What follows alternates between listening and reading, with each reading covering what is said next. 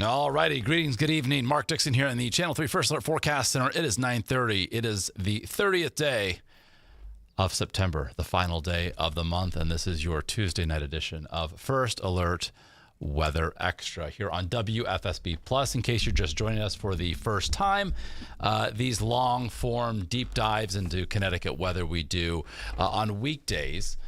8 o'clock in the morning, and then again at 9:30 in the evening. In the morning, you'll either see Jill Gilardi or Scott Haney, and then in the evening, typically Mike Slifer or myself. So bringing you the very latest on everything weather-wise here in Connecticut. So again, today, the final day of September. We ended the month on a warm note. Temperatures today, nearly 10 degrees above average. Certainly a dry note. So collectively for the month, ending it just a little bit above average, 0.6 degrees above compared to normal. And precip-wise, no big surprise here. While we have received some rain, and we'll take what we can get, still running roughly an inch behind over the 30-day period. Also, of course, in the month of September, we lost an hour and 20 minutes of daylight since in the month alone, and you can see since the summer solstice back in June, the loss has been pretty incredible.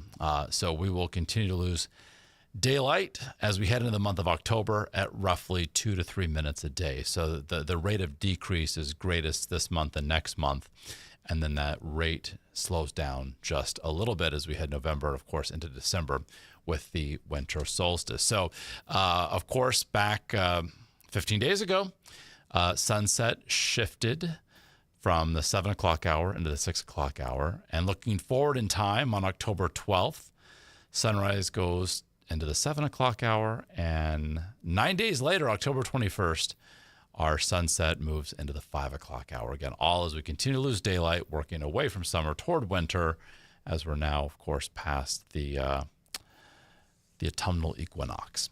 All right, so looking at the month of October, and for the Hartford area, should point out records have been kept since 1905, so 120 years.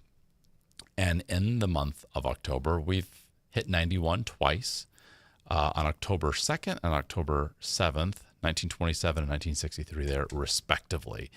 It can also get rather cold. In 1978, it got down to 17 degrees. So precip-wise, 16.32 inches. That was from 2005. And that 12.3 inches, I should say, of snow, that was from Winter Storm Alfred in 2011.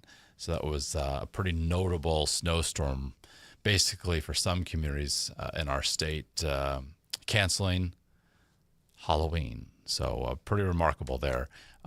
2011. All right, so averages for the month. Those were the extremes. Here's a look at the averages, and these are based on a 30-year time span from 1990 to 2020.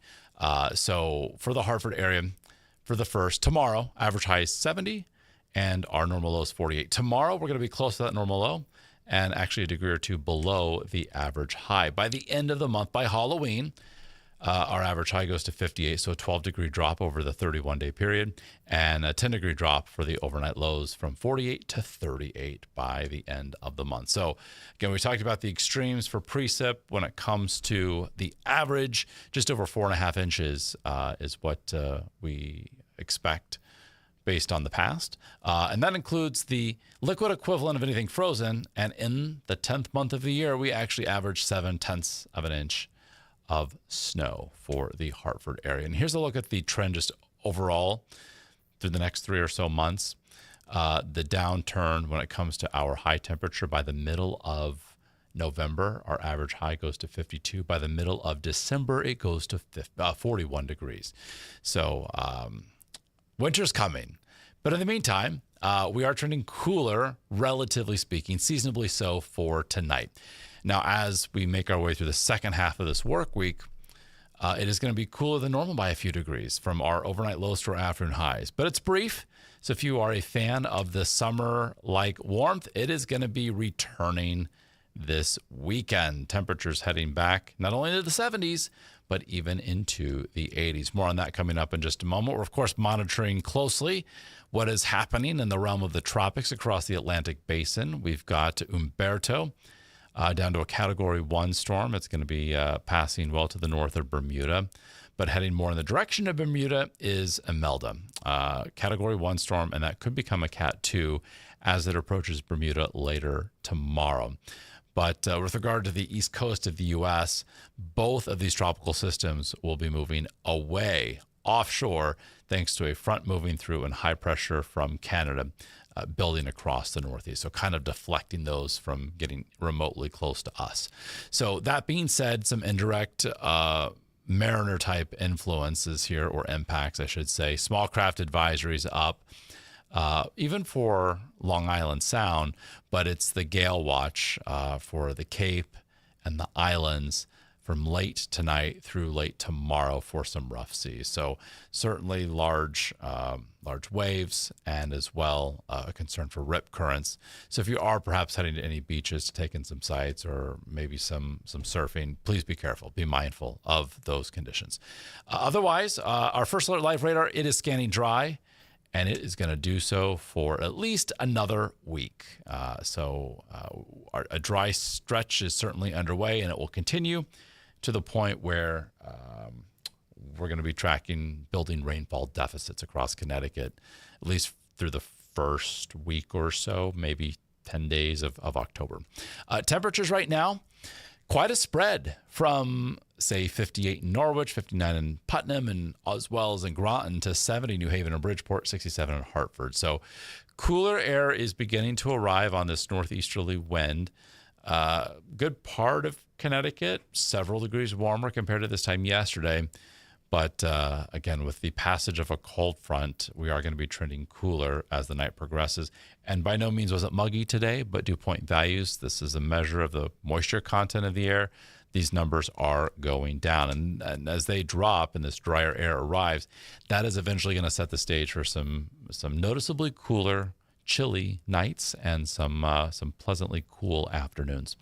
All right, from Waterbury, we've got 67 degrees, a north wind at 15. Some scattered clouds remain, but the cloud cover, again, on its way out, eroding as the night progresses. 67 from Hartford. There's our view from New Haven. You can see some of those scattered clouds, 70 degrees. And from southeast Connecticut as well, we're at 59 with that northeast wind at 9 coming in from the Groton, New London area. So the cloud cover today actually connected to Umberto and Imelda, spinning by to our south and well offshore. So tonight, cloud cover clears out, our sky becomes clear, and temperatures drop to the 50s, and then eventually inland in the mid and upper 40s is where we bottom out, and near 50 along the shoreline. So 48 happens to be the normal low again, as we just showed you earlier, for the Hartford area for the 1st of October. So tonight, we're going to wake up to and step out the door tomorrow morning. While it may be a shock to the system, it may feel dramatically colder than the past, or cooler, chillier than the past couple of days. It's actually typical. This is what's normal, what's expected for this time of year.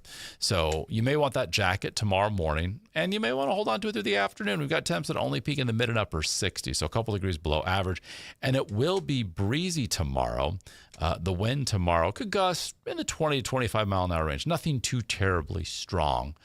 It's all complements of that area of high pressure building in from Canada and the offshore tropical system. So you can see Umberto there. So moving away from the East Coast, but as Connecticut is positioned between the two, that creates a bit of a squeeze play. So that northeasterly flow, again, could get a little bit breezy tomorrow, but then as Umberto moves away and high pressure builds across New England, that wind begins to subside tomorrow night, and that will be the case through Thursday and also into Friday. So Thursday, forecasting temperatures after that chilly start in the upper 30s and low 40s to reach the mid 60s. So Thursday, a little bit cooler compared to tomorrow. And if you're doing a little leaf peeping, we've got moderate to high color across Vermont, New Hampshire, upstate New York, and Maine. So as we move forward in time, we're going to be watching as those colors drain southward as the change happens here across Connecticut. First across the hill towns, and then eventually reaching the shoreline.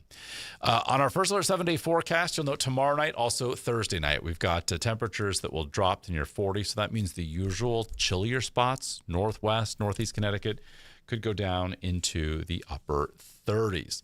65 Thursday afternoon will be our coolest day of the next 7, because after that chilly start Friday morning, we are forecasting a warming trend to get underway. So back in the low 70s on Friday, closer to 80 on Saturday, low 80s on Sunday, and even through this upcoming weekend, our overnight lows go back to the mid 40s and then low 50s. And shoreline highs, even upper 70s Saturday, low 80s on Sunday. And look at next week, up between 80 and 85 degrees. So Tuesday, still upper 70s and low 80s.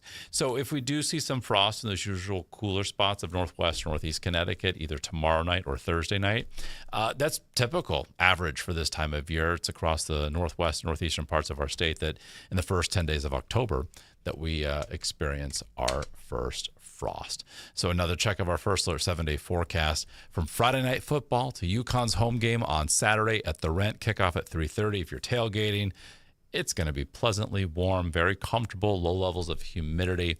We've got the Portland Fair. We've got the Harwington Fair. We've got folks doing yard work, perhaps doing a little raking. The weather is going to cooperate. No big wind issues.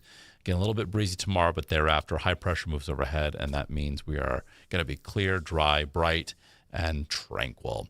All right, much more tonight on Eyewitness News over on the Wax at 10 and then on Channel 3 at 11. So we'll see you then.